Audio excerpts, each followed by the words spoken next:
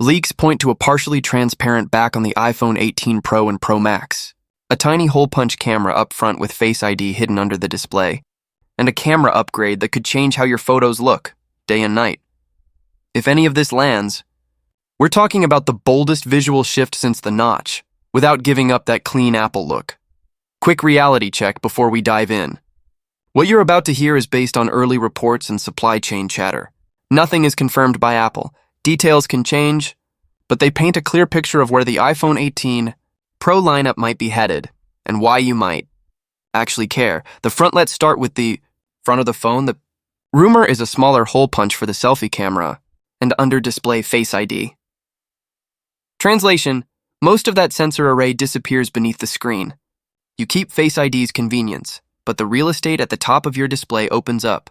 More room for content. Less visual clutter. Apple could still keep the dynamic island as a software element, because it's become useful, but the hardware footprint gets leaner. If you hated notches and only tolerated the island, this is the glow-up you've been waiting for. Now, under-panel tech is tricky. Hiding sensors behind active pixels means Apple has to make sure brightness, color, and clarity stay consistent where those sensors live. It also has to ensure the front camera doesn't look smeared or soft through the screen layer.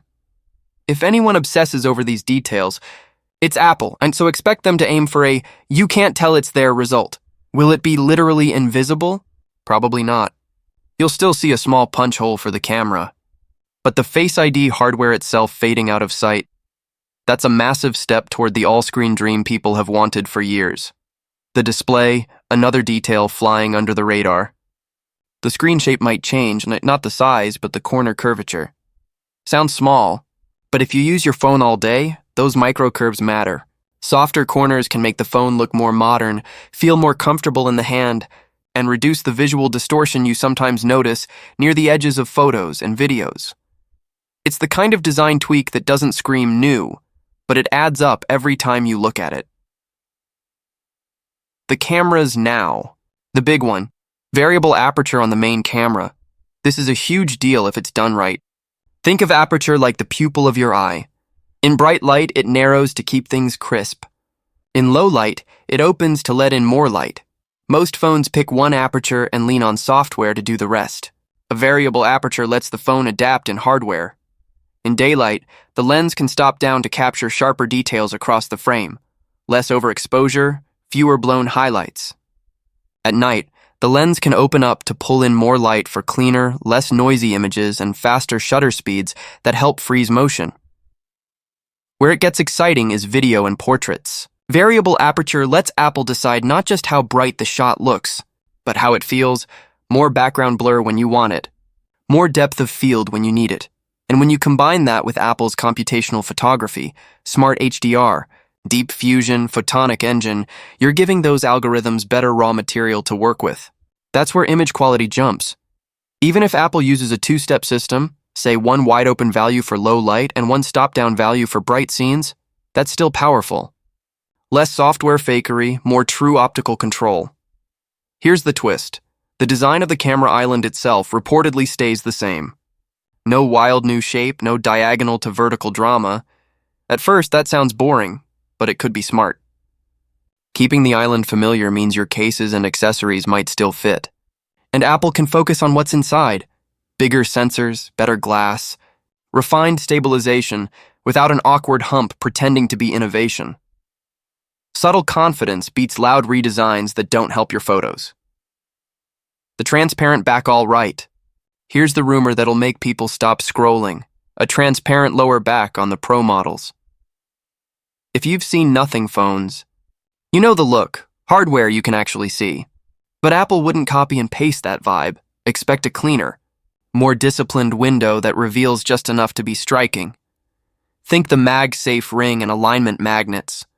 Maybe a hint of the wireless charging coil. Maybe cleanly labeled internal geometry with Apple's usual symmetry. A peak. Not a teardown. Why would Apple do this? 3 reasons.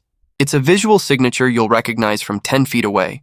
In a sea of glass slabs, this says, "That's the new iPhone," without changing the entire silhouette. It makes MagSafe and wireless charging feel less abstract. You'd actually see the tech that powers your accessories. It's a story. Apple can talk about craftsmanship, materials, and precision manufacturing in a way you can literally see. And yes, there's a nod to the growing appetite for honest design. Show the function, not just the finish. Durability and materials practical questions. Though, will a transparent section weaken durability? Apple knows the drop test memes. If they do this, expect reinforced glass, careful layering, and maybe even scratch-resistant coatings unique to that portion of the back. Will it show ugly glue and screws? Not Apple's style. They'll curate what you see. Clean lines, balanced shapes, visual rhythm. It won't look like a parts bin. It'll look intentional. And no, Apple will never say inspired by nothing. They'll call it a new expression of design transparency, or something equally Apple. There's also a subtle UX angle. Imagine charging animations or wallpapers that line up perfectly with what you see through that window. Subtle, tasteful, very Apple. Accessories could play into it too. MagSafe stands that frame the visible area or cases that leave it open. If this ships, the accessory world is going to have fun. The steel-shelled battery now for the Pro Max specifically. A steel shell encasing the battery. That sounds industrial, and it kind of is. Why would Apple do that? Safety, structure, and thermals. A steel shell can add rigidity to the frame, protect the battery from punctures, and help control swelling over years of use. It can also change how heat moves through the phone. Steel can act as a controlled pathway, directing warmth away from sensitive areas and spreading thermal loads more predictably during heavy gaming.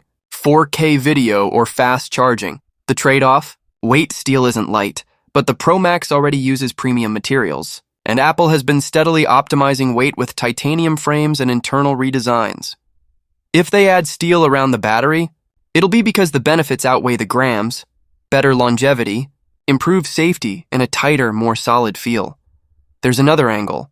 2. Repairability and regulations. A defined battery enclosure can make removal more controlled and safer for technicians. Apple's been nudged toward better serviceability. A steel shell might be part of that long game. The big picture. So where does that leave us? A cleaner front with a smaller camera hole and under-display Face ID, slightly reshaped corners for a more refined feel, a main camera with variable aperture for smarter photos in any light, a familiar camera island that focuses on substance over flash, a transparent window that turns hidden engineering into design, and on the Pro Max, a steel-shelled battery for durability and thermal control. If you're wondering whether to wait, here's the honest take. If you're on a recent Pro and you're fine with the dynamic island, this could be the generation that finally gives you the near all-screen front you wanted, and a genuinely new look on the back. If you care about low-light performance and natural bokeh, variable aperture is more than a spec. It changes the character of your photos, and if you like your phone to feel like a precision tool, not just a gadget, the steel shell battery and subtle design tweaks might speak to you in ways a spec sheet can't. But remember, timelines matter. We're still months out. Apple can pivot, features slip, designs get tuned, that's normal. The signal inside all this noise is Apple's direction. Less visual clutter up front, more intentional expression on the back, smarter optics in the middle, and stronger fundamentals under the hood. Final thought, one last thought on that transparent window. It's easy to say Apple's copying. It's harder to do it the Apple way, where every line, every material junction, and every visible part is obsessively balanced. If they pull it off, it won't feel like a gimmick. It'll feel inevitable, like the phone always should have looked this way. So, what would make this a day one buy for you? The cleaner front? The camera gains? Or that moment you flip it over and see the machine inside the machine? However this rumor shakes out, the iPhone 18 Pro is shaping up to be more than a spec bump. It looks like a statement. And if Apple actually shows us the hardware behind the magic, that's a statement a lot of people are ready to hear.